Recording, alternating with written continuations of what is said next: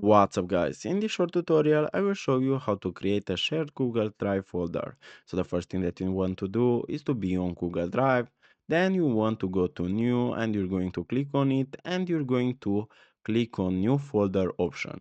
So after you do that, what you want to do now is to name your folder. Then you're going to click on create. And as simple as that, you created the folder that you're going to share.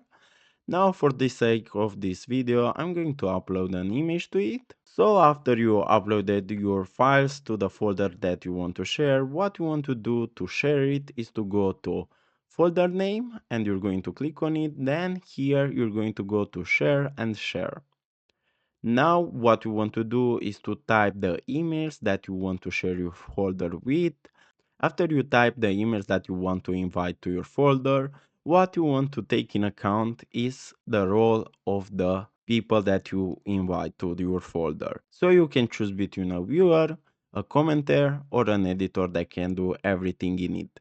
Then you want to send the invitation and the people will get the invitation in their emails. So guys, this was the tutorial. Thanks for watching and don't forget to leave a like and subscribe to the channel.